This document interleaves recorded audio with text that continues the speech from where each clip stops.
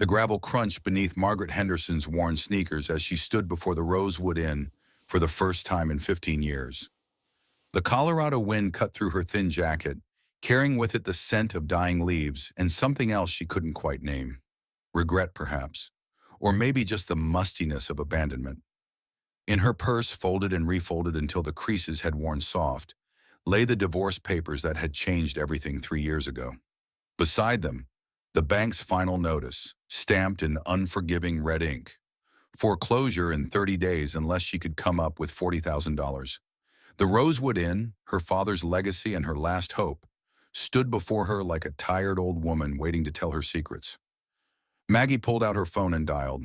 Her daughter Lily's voice bubbled through the speaker, bright and innocent at 8 years old. "Mommy, when are you coming home? Grandma made cookies, but she says I can't have any until you call." Maggie's throat tightened. "Soon, sweetheart.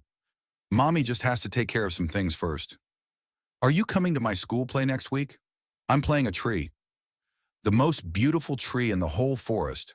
I promise I'll be there."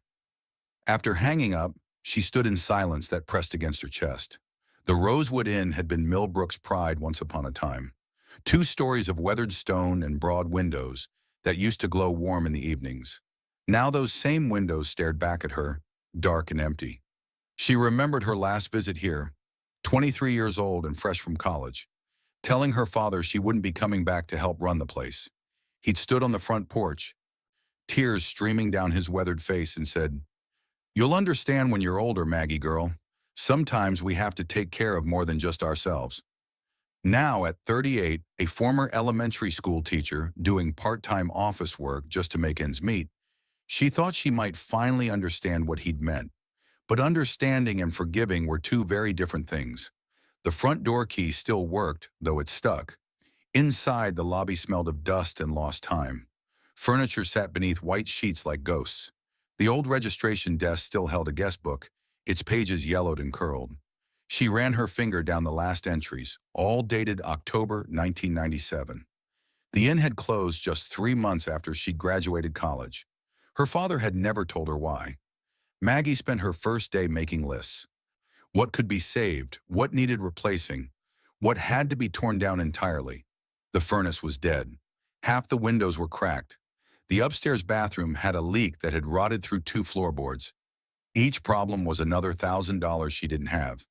Another reason to sell to the developers who'd been calling since the funeral 2 months ago.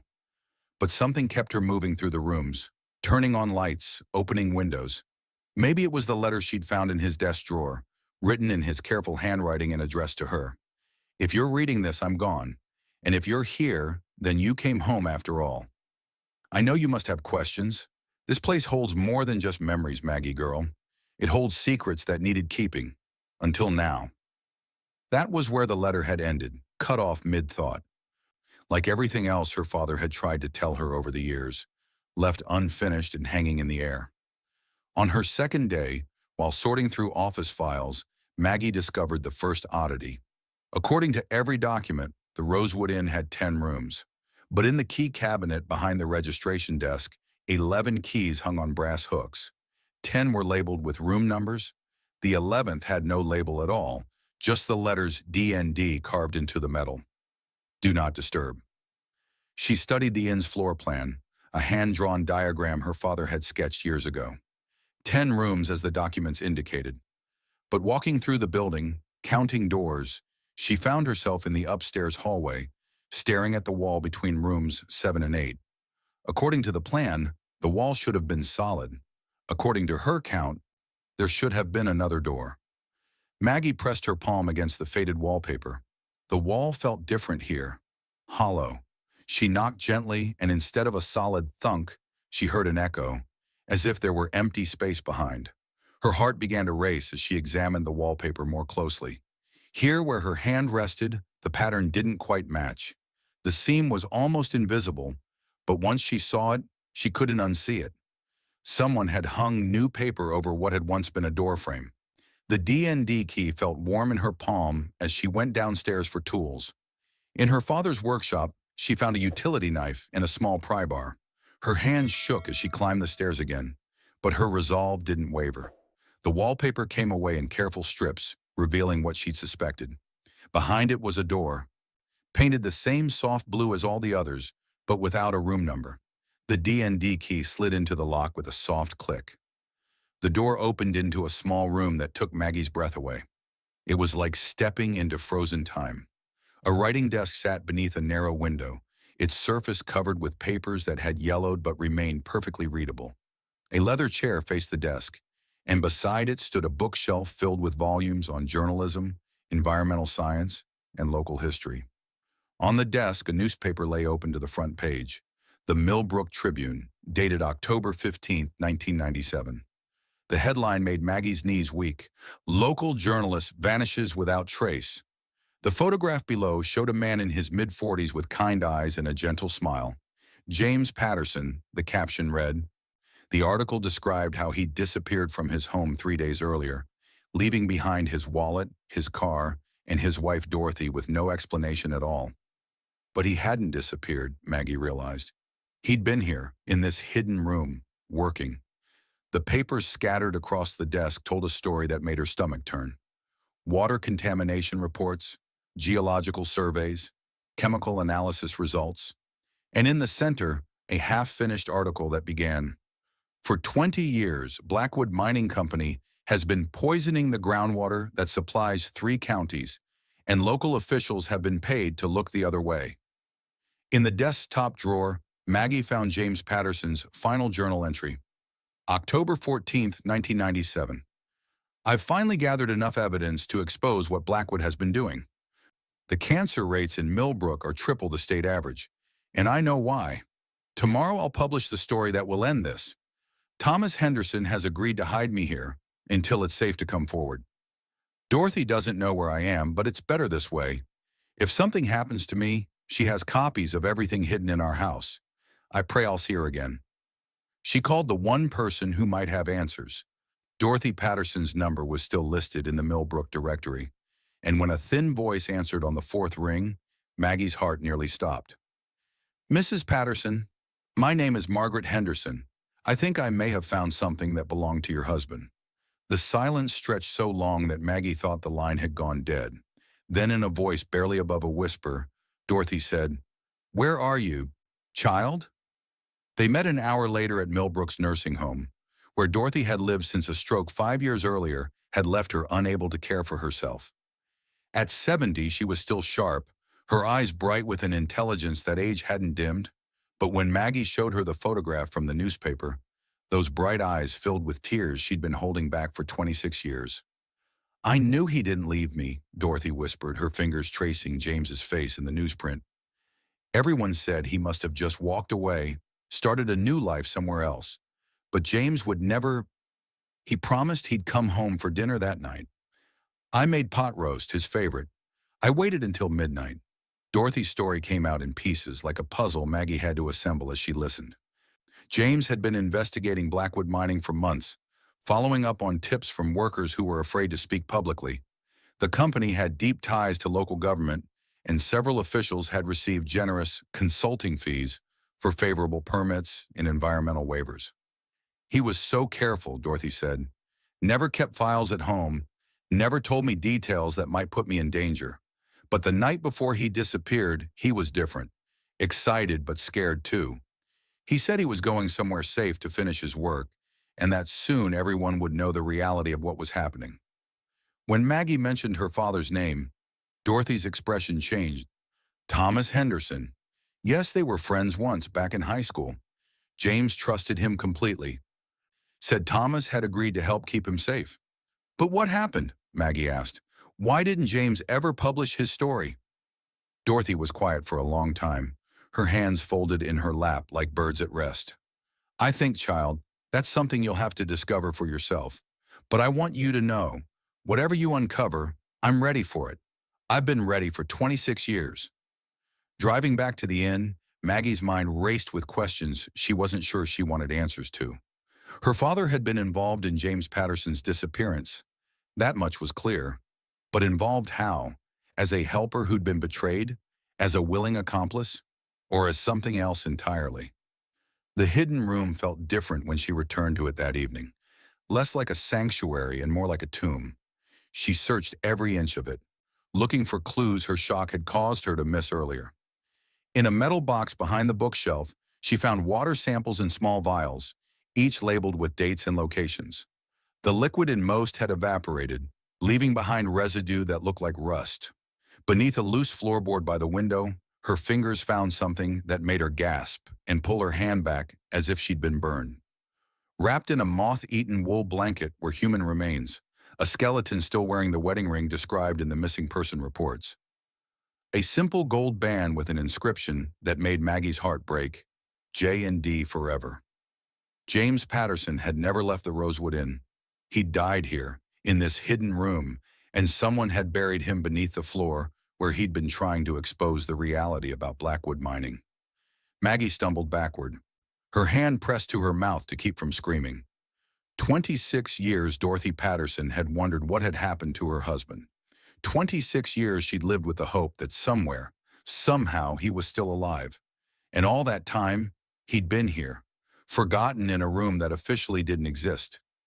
She called the police from her cell phone, her fingers barely able to dial the numbers.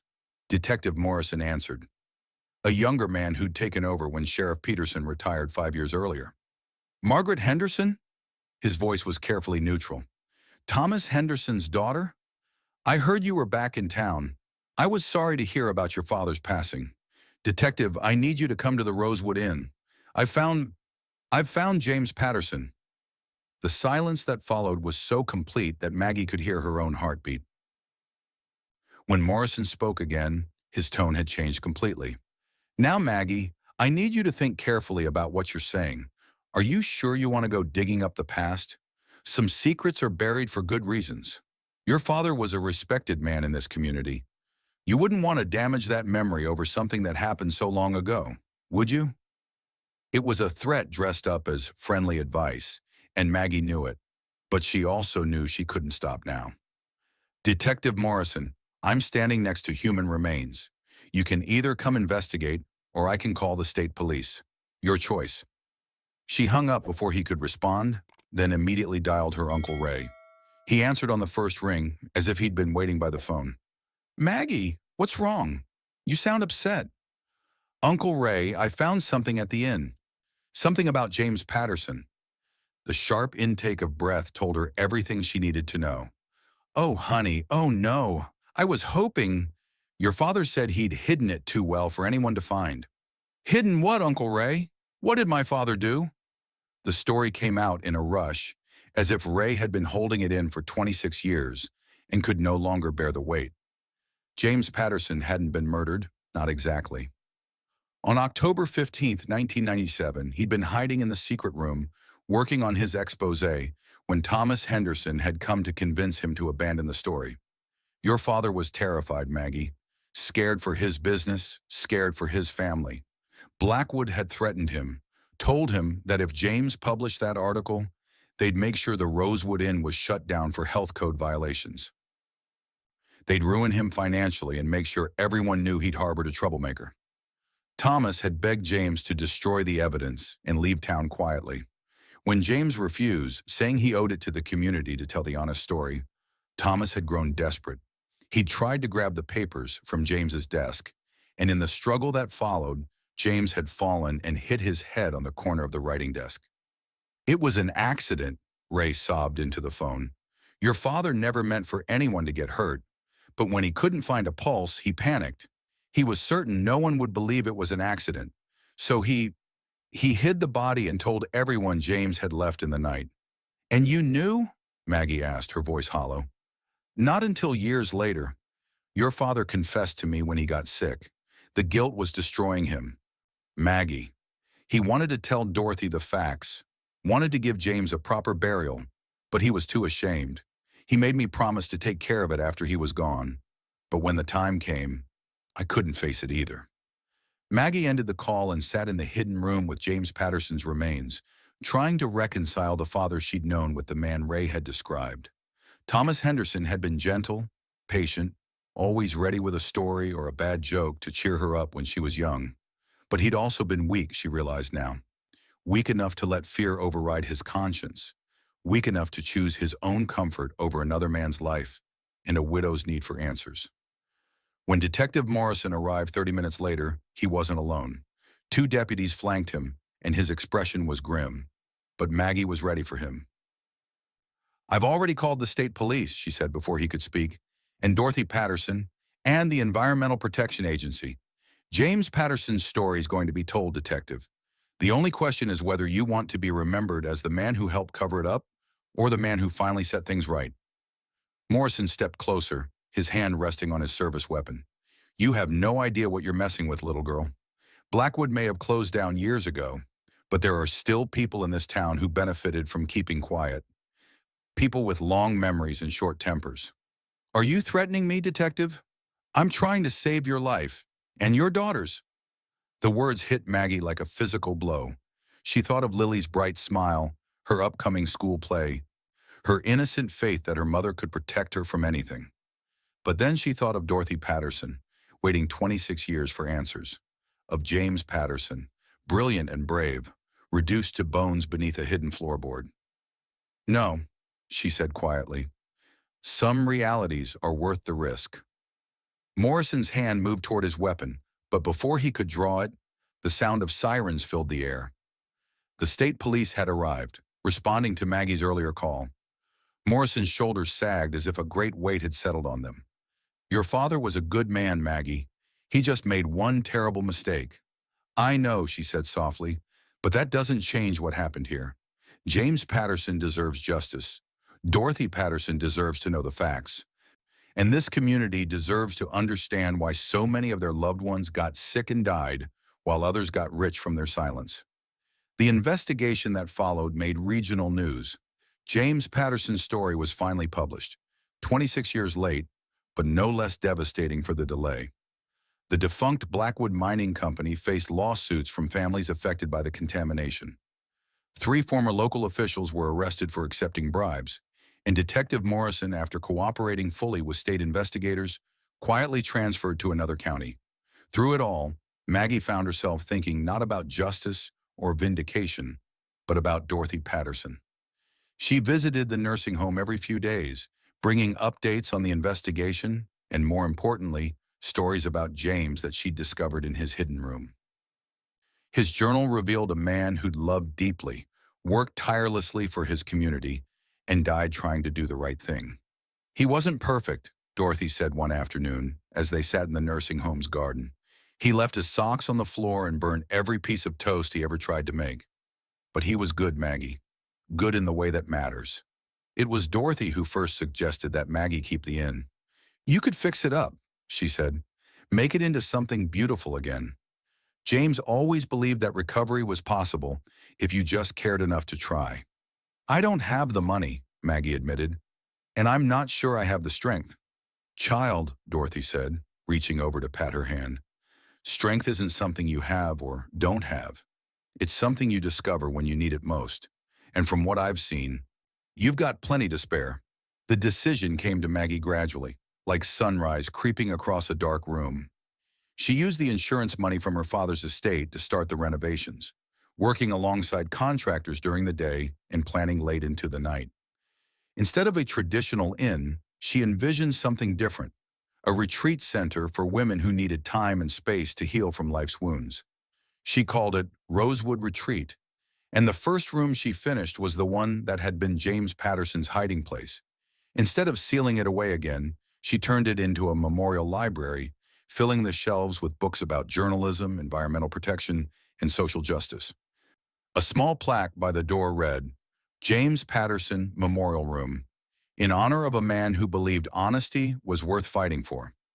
The first guest at Rosewood Retreat was Dorothy Patterson herself. At 70, she was too young for the nursing home and too alone for independent living. The small suite on the inn's first floor became her home, and within weeks, she'd appointed herself the unofficial greeter, sitting by the front window in the afternoons and waving to everyone who passed by. "James would love this," she told Maggie one day as they watched a group of women practice yoga in the inn's restored garden.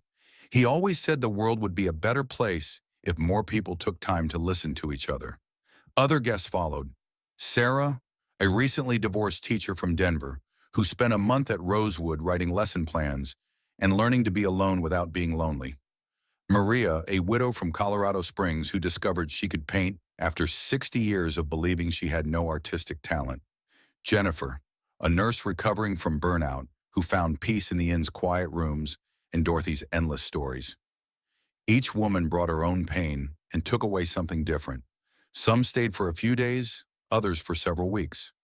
But all of them left something of themselves behind, like threads in a tapestry that grew more beautiful with each addition. Maggie's daughter Lily came to live at the inn just before Christmas, 6 months after Maggie's first return.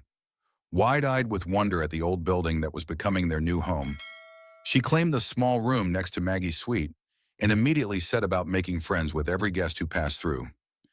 "Mommy," she said one evening as they sat together on the front porch, watching fireflies dance above the garden, "why did Great-Grandpa hide Mr. James in that room?" It was a question Maggie had been dreading, but also expecting. Lily was smart, and she'd picked up enough from overheard conversations to understand that something sad had happened at the inn long ago.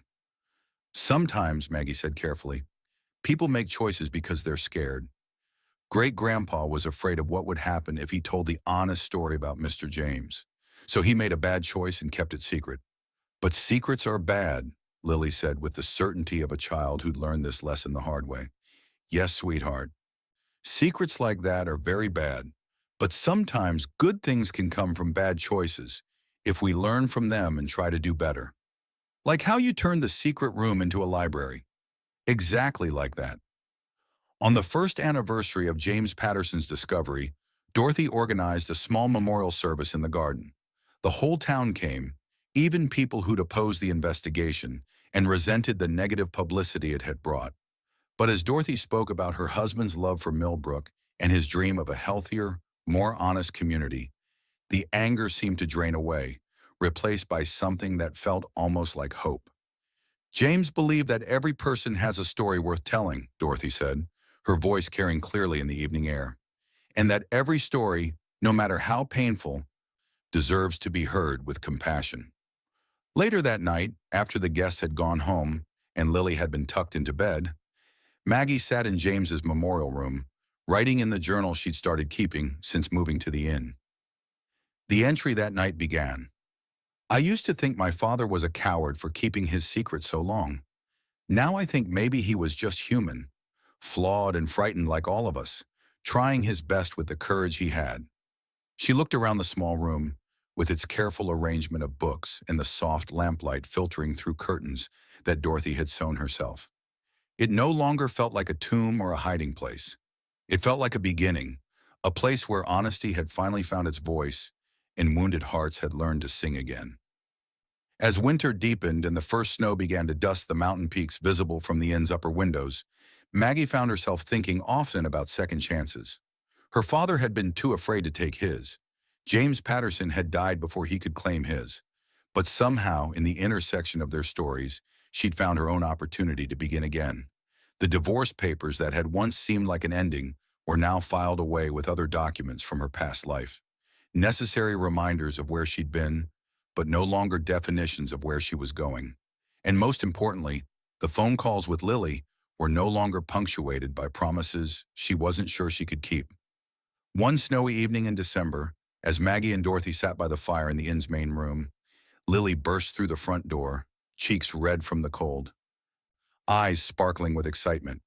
"Mommy, Mrs. Dorothy, I built a snowman and I gave him Mr. James's old hat from the memorial room. Do you think he would mind?" Dorothy's eyes filled with happy tears. "Oh, sweetheart, I think he would be honored. James always loved the snow."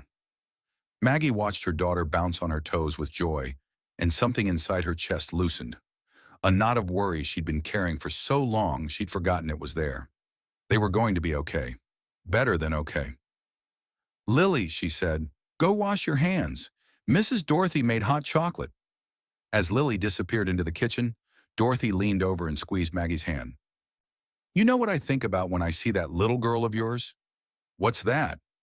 "I think about how some doors are meant to stay locked until exactly the right person comes along with exactly the right key. And sometimes that person is a woman brave enough to open what everyone else wanted to keep closed." Maggie smiled, understanding at last what her father had tried to tell her in his unfinished letter. The Rosewood Inn wasn't just a building or a business or even a burden. It was a guardian of stories, some beautiful, some terrible, all necessary. And now it was her turn to be the keeper of those stories, to make sure they were told with honesty and heard with compassion. Outside, the snow continued to fall, covering the inn and the town beyond in a blanket of pristine white.